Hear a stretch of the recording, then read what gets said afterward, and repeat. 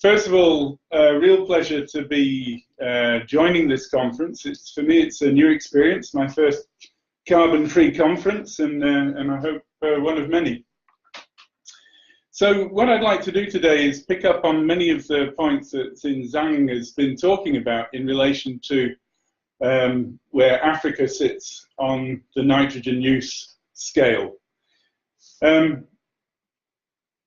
If we think about, I'll cover these 4 topics. First of all, a quick look at the major trends in farming systems, talking about global trends in grain legume production, what determines nitrogen fixation then when we get into the field, and I'll talk then quite a bit more about benefits of legumes to smallholders. And I hope very much that Teresa will be able to join to give the talk after me, because she'll talk very much more about how we can scale up. And a lot of this then is in the light of this International Year of the Pulses that we just had in 2016. So moving forward, we did an analysis of what's going on in the world in terms of changes in farming systems. So this graph, if you look across the bottom axis, that's basically looking at the availability of land. So land extensive on the right and land short on the left. And it's looking at capital availability, the availability to invest. If we look at this, the left hand at the top corner, you can see this line of intensification. So without too much land, but with a lot of technology, we have very intensive agricultural systems for production of pigs and poultry, for greenhouse horticulture and the like. We see that intensification then. If we move across to the top right, we have this trend of expansion. So farms getting bigger and bigger and bigger, and we see that very much in the USA, in South America, in Australia for cereal production in particular, farms just getting bigger. But then we have this opposite trend, which we call here marginalization, which is one where we've got increasing populations with very little capital availability, and that's forcing then farmers into this corner, this bottom corner, in terms of marginalization as populations rise. I want you to bear that in mind as we go forward through this talk. So here we've got the idea of farm expansion, these huge machines that we see that can move across, and basically farms going up to the size of as much as 10,000 hectares in areas of Australia with this big zero-till machinery. And I must say, going back to Xin Zhang's presentation, very high nitrogen use efficiencies very often. The direct contributions then from legumes to food production, this is a slide from Mark Peoples, and what I just want you to look at here is this difference among the legumes. We've got, out of the total biologically fixed nitrogen going into agriculture here, 22 million 22 million tons of nitrogen a year. 70% of that is coming from soybean, and that's coming from those very large farms in North America and Brazil and Argentina. By comparison, the other legumes you can see here are really contributing tiny amounts in terms of that global nitrogen budget. If we see what's happening in trends in agriculture, and I don't have graphs here from all over the world, this is one from Western Australia, from John Howison. We can see here the area under lupin in millions of hectares, 1.5 million hectares peaking in around turn of the millennium, but then lupin's crashing out of the system and being overtaken by canola or oilseed rape. If we look at what's been happening in Europe, and this is from Ewan James and Pete Gianetta from the Legume Futures Programme, you can see here the dry beans going down, down, down from the 60s into the 90s, being replaced a bit here by peas, to some extent by cold-tolerant soybeans that are coming into Europe. But it's a pretty dismal picture if we look at the total use of legumes then in European agriculture and now increasingly in Australian agriculture. And to analyse why, well, it's a lot to do with economics compared with other crops. Soybean is so cheap that in terms of feed, it's much cheaper to import feed into Europe than to grow it here ourselves. In Australia, the loss of lupins is a lot to do with difficulties of management, of managing weeds, good herbicide systems that could be used. It's a lot to do with the erratic yields you often get with legumes, drought, pest and disease sensitivities, and overall really a lack of policy to support sustainable agriculture. Now going back to this graph then, I want then to move on to thinking then what's going on in this bottom corner here around these systems in sub-Saharan Africa. If we look at the changes in population which are ongoing, you'll see that there's an incredible rise in the population in Africa, which is happening right now and which is going to continue probably up until the end of this century. We're expecting an extra billion people in Africa in the coming 20 years. And that means, although there's rapid urbanization, a move into urban areas, there's still an increase in population in the rural areas. And that means, compared with Asia, where population is starting to peak in rural areas and fall off, and farm sizes are starting to grow, population in rural Africa is going to continue to increase with a shrinking of farm sizes still in the future. And that gives us a real challenge then of how we can intensify agriculture on these small farms. Now I'm going to be talking from now on about this project N2 Africa. I won't give a big introduction here. It's a big program financed by the Bill and Melinda Gates Foundation, and Teresa hopefully will give more of an introduction to the project itself after my talk.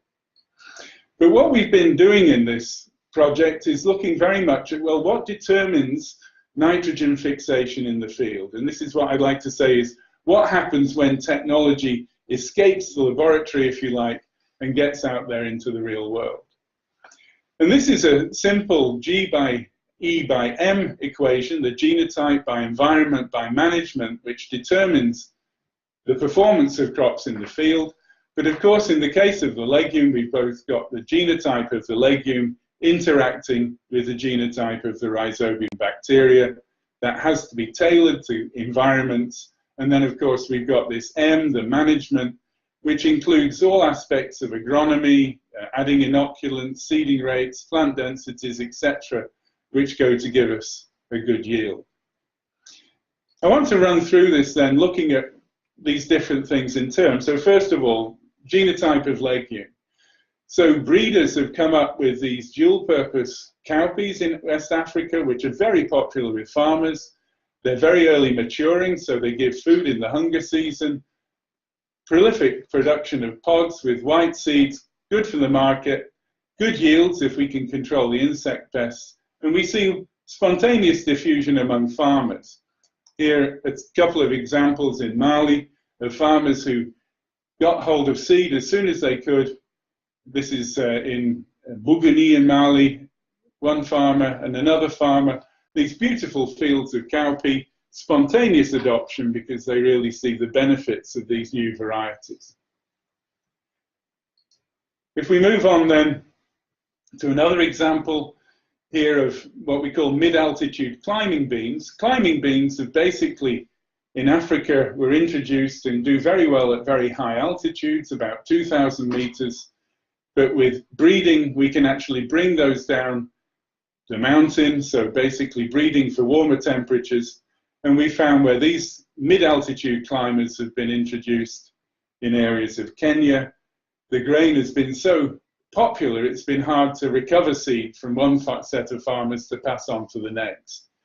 So very popular with farmers, these different types of legumes which help us to intensify on small farms. If we think then about the rhizobium component, so the genotype by rhizobium interaction, we've been doing work looking at different types of inoculants. And for those of you who aren't nitrogen fixation specialists, just a few slides. These are different commercial inoculum products. Here we have a demonstration of inoculation in the field with this product Biofix.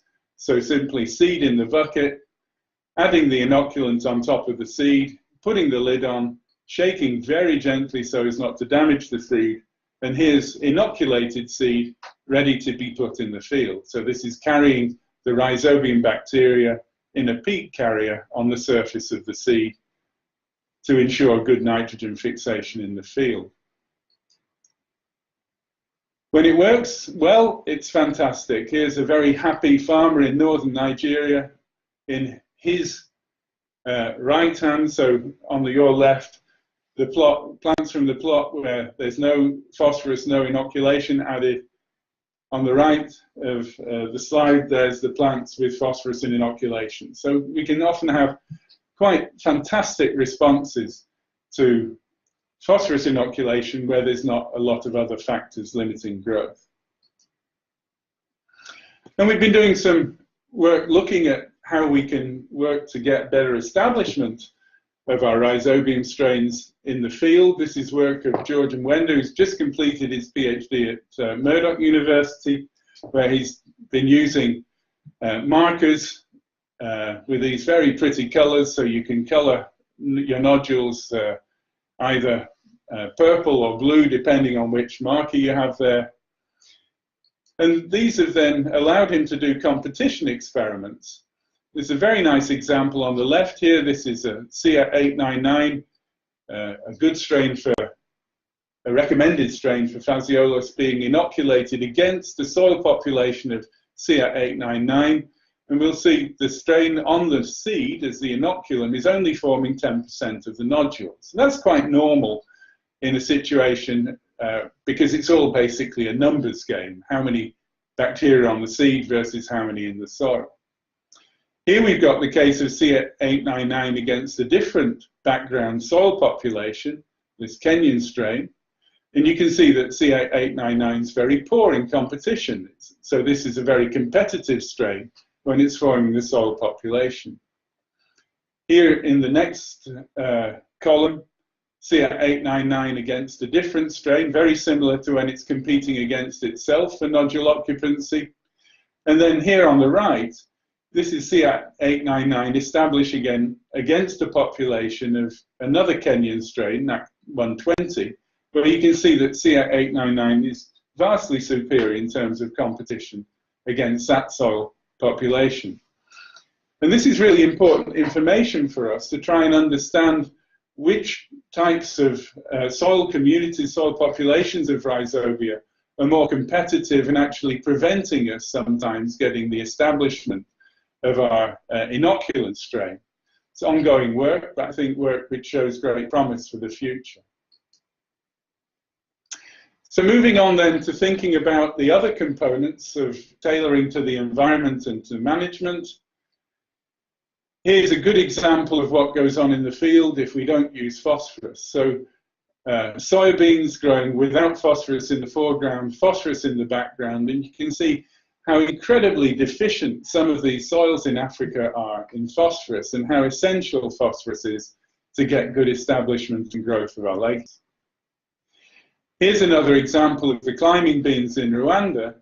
On the left here we've got climbing beans grown with no manure in the soil. You can see they're nutrient deficient, they're growing very poorly. And here on the right, a crop of climbing beans with manure and fertilizer added, phosphorus fertilizer. And these are really quite incredible stands of beans. I can walk through them, I'm 2 meters tall, and I can feel totally dwarfed by this fantastic biomass they produce, all based on nitrogen fixation. Now we enter Africa, we go out with many of these tests as demonstrations for farmers, but we make a lot of measurements to try and learn about what's going on so we know what works for which farmers under what conditions. In this graph, we've got the climbing bean yields with just manure added. And in the vertical axis, we've got climbing bean yields with phosphorus fertilizer added as well as manure. And of course, if points fall on the 1-to-1 line, then the phosphorus isn't having an effect.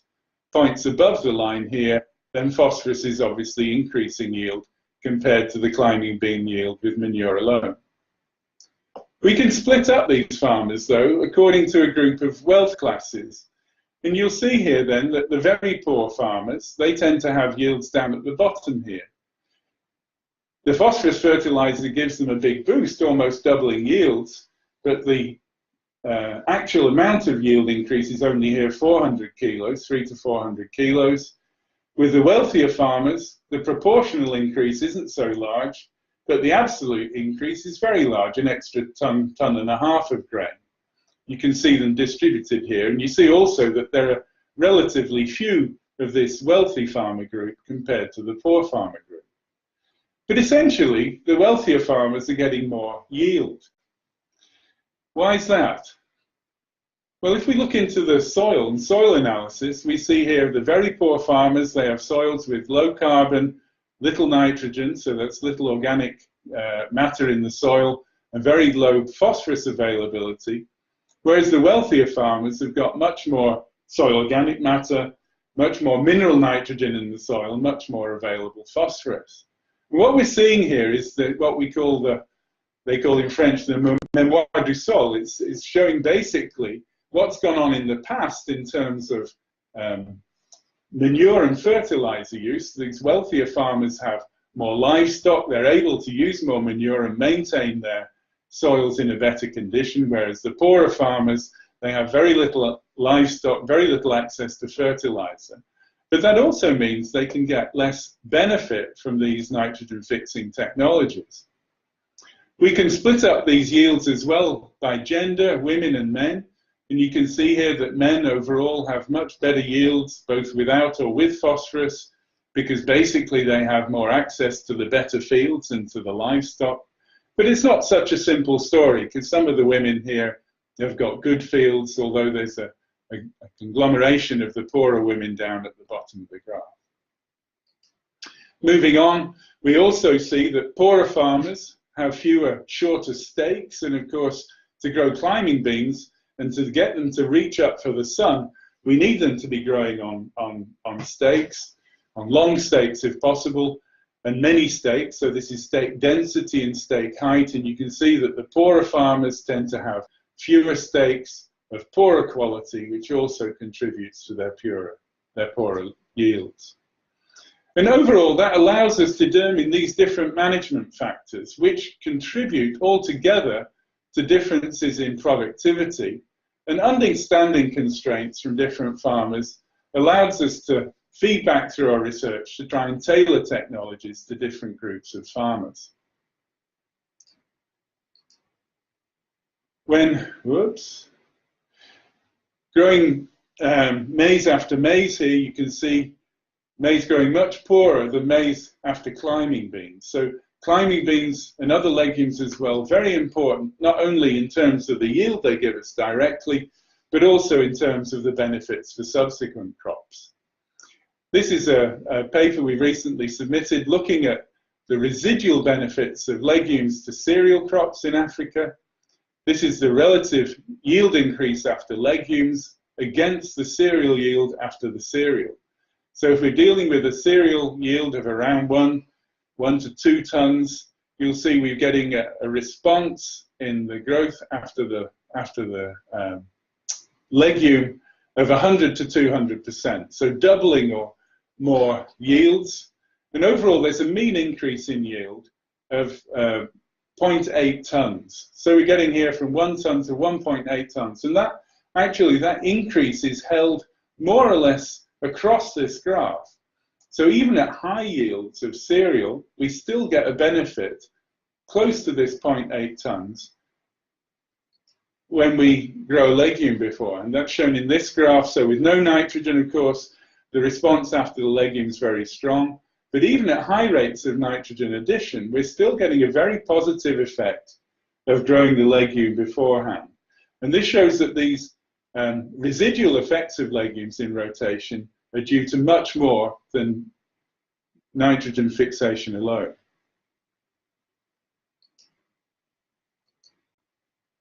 Whoops.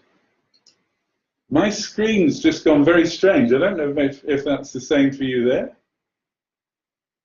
We are still seeing the presentation and your webcam video just fine. Okay.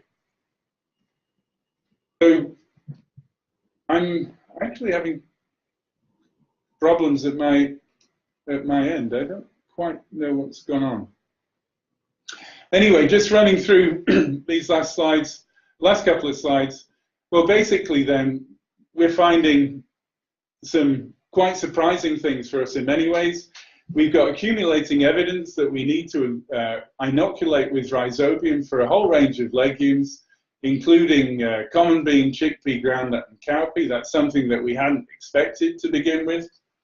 We find that these residual benefits of the legume are not just to nitrogen, so effects on other things like parasitic weeds and on pests and diseases. We're finding that our farmers are responding much more to varieties which have particular taste or cooking time and market demand, that their decisions of which legumes to grow and which varieties to grow are not really based that much on yield, but much more on what's needed in the market. We did some work looking at seed diffusion studies. So this was nice work where we looked at which farmers who'd received seeds of new varieties, what they did with them. And we found that actually many of these farmers gave their seed on to neighbors, and they gave them on to other neighbors down through 3 or 4 generations of seed donation, which was a great way of seeing that the impact that we have from working with a few farmers is actually very large, because it goes through to many other farmers as well from this handout.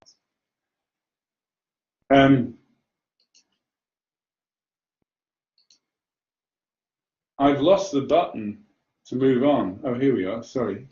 Something very strange on my screen. Okay, so to wind up, well, we find very much that when we look at our G by E by M equation, that management in the field, and this slide really illustrates, explains more than 80% of the yield gap that we observe.